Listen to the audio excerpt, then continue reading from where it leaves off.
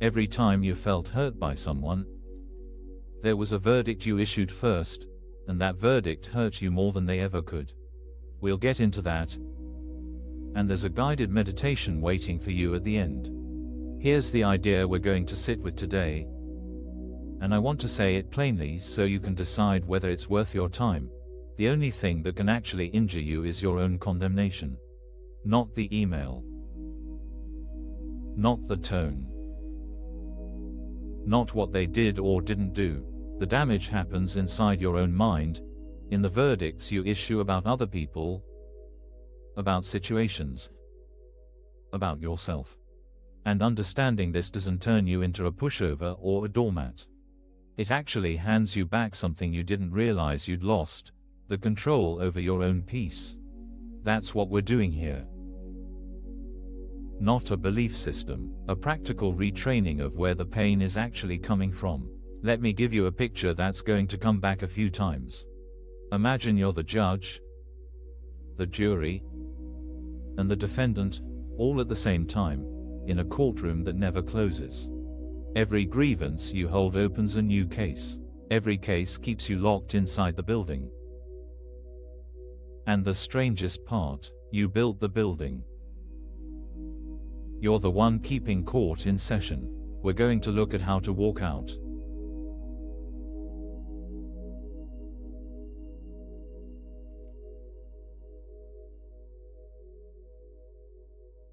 Here's a scene. Maybe you've lived it this week. You send a colleague something you worked hard on, a proposal, a draft, a piece of work you actually cared about.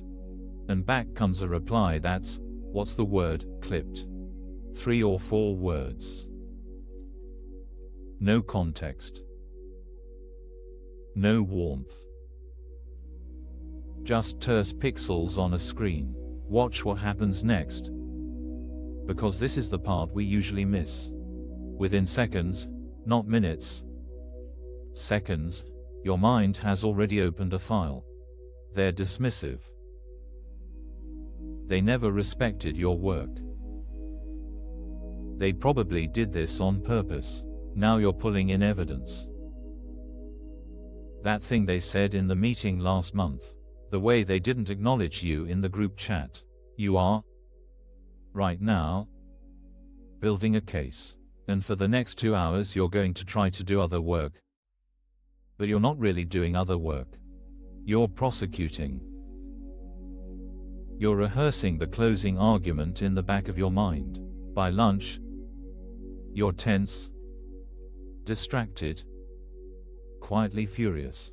Your shoulders are up around your ears. And here's the punchline. They've moved on. They're getting a sandwich. They forgot they sent the email. The email didn't hurt you.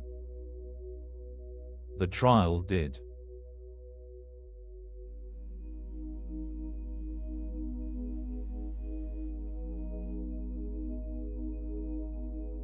And this is where the pattern reveals its shape. What we call being hurt by someone is very often not a response to what happened. It's a loop we're running about what happened. A response has a beginning, a middle, and an end. Something occurs, you feel something, and then the feeling moves through you and out. That's what emotion is supposed to do. Condemnation doesn't work like that. Condemnation is a loop. You issue the verdict, they're dismissive, and then you have to keep proving the verdict, because the verdict is only as alive as the evidence you keep feeding it. So you rehearse. You reload. You retell the story to a friend, and the friend agrees, which is more evidence. The loop tightens. And here's the part nobody wants to hear. It costs you more than it costs them. They are, at best, dimly aware. You are the one sitting inside the courtroom. You are the one whose afternoon is gone. You are the one whose chest is tight. The verdict was supposed to protect you from being hurt. Instead, it's become the thing hurting you.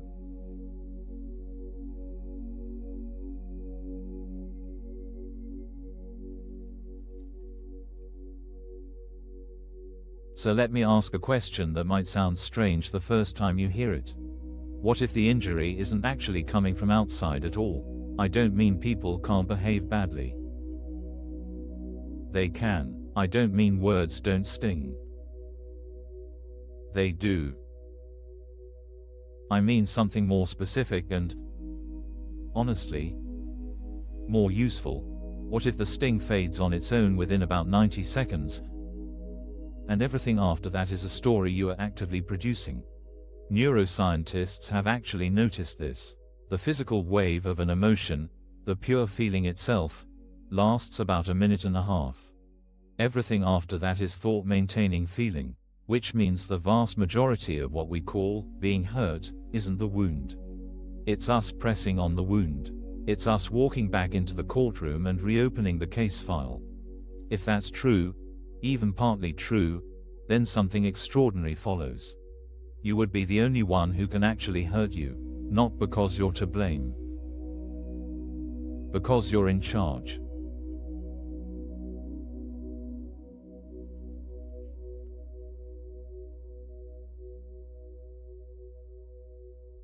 And here's where something actually shifts. Not because you tried harder, not because you forgave in some noble, teeth-gritted way. Because you noticed. You notice, mid-afternoon, that you've been in court all morning. You notice the tightness in your chest and you trace it backward, and you find, oh, the email. I've been prosecuting that email for 3 hours. I built the whole case.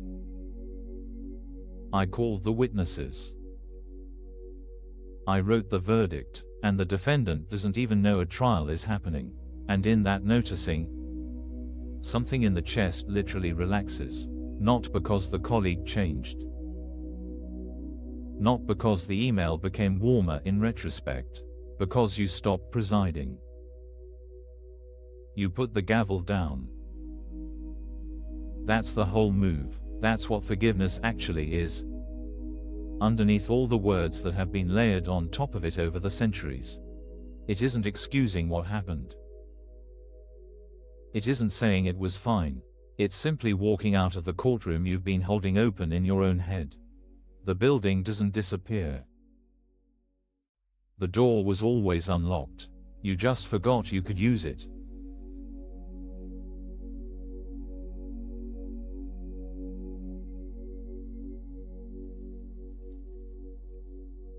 So what does this look like on a real Tuesday?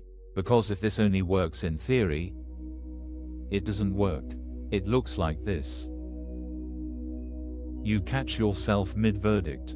You're 20 minutes into rehearsing what you'll say to them, or what you should have said, or what kind of person does that. And somewhere in the rehearsal, a small voice goes, "I'm in court again." You don't have to fix anything. You don't have to feel warmly toward them. You don't have to decide they're a good person. You just have to notice that you're the one running the trial, and that the trial is the thing tightening your chest, not them. And the noticing, by itself, loosens the grip. Sometimes the case comes back an hour later. Fine. You notice again. You drop the gavel again. Over time, and this is the honest part, the sessions get shorter. The verdicts get less sticky. You stop mistaking your own commentary for reality.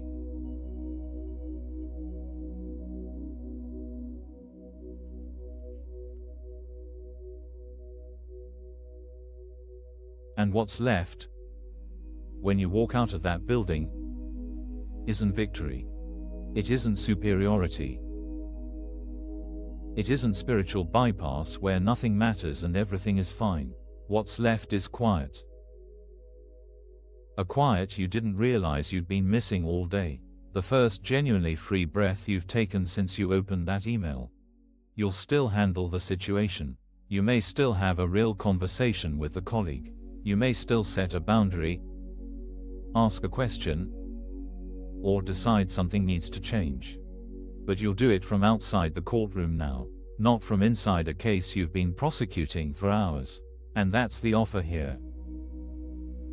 Not that people will stop doing things you don't like. They won't. Not that you'll never feel a sting.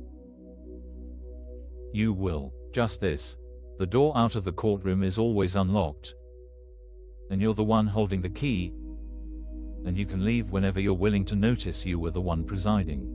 Let's take a few minutes now and let that actually settle in the body, because this is one of those understandings that has to be felt to really take root. If this felt grounding, you're welcome to like the video and subscribe. No rush.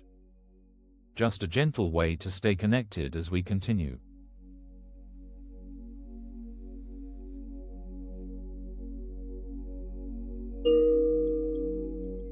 Let's take a few minutes together. You don't need to do anything. Just find a way to sit that lets your body soften a little. Feet on the floor if that helps. Shoulders down from where they've been living all day. Let the breath arrive on its own. You don't have to make it deep. You don't have to make it anything.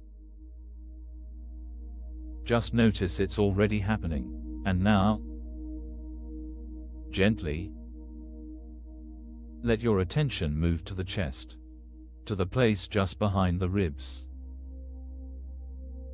Is there any tightness there? Any tension you've been carrying without meaning to? Don't try to fix it. Just say hello to it. Somewhere in you, there may still be a case open, someone you've been quietly prosecuting today. A conversation you've been replaying, a verdict that's still standing. You don't have to decide anything about them. You don't have to forgive in some grand way. Just notice, for this moment, that you've been the one holding court. And let the gavel rest. Not forever.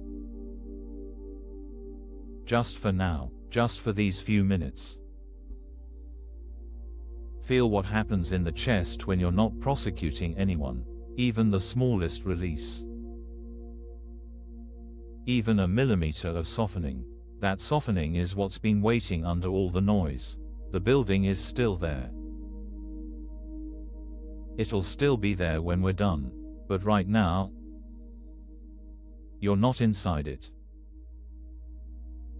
Right now, you're just here, breathing,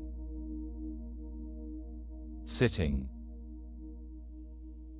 free to exist without a case to argue. Stay here a moment longer. Notice the quiet. Notice how little it required of you. Notice that this was available the whole time. And when you're ready, no rush, let your eyes open, or lift your gaze. Bring this quiet with you into the next thing you do. It doesn't have to stay behind. It gets to come with you. Welcome back. We're glad you practiced with us today. If it's helpful, a free digital copy of A Course in Miracles is available via the link in the description. You're also welcome to leave a short comment like, "I am grateful. Thank you for spending this time here." There's something quietly generous about being willing to look at your own mind honestly. And you did that today. If you notice yourself back in the courtroom later, and you probably will, be gentle with yourself. Noticing is the whole move. The door is still unlocked. It always was.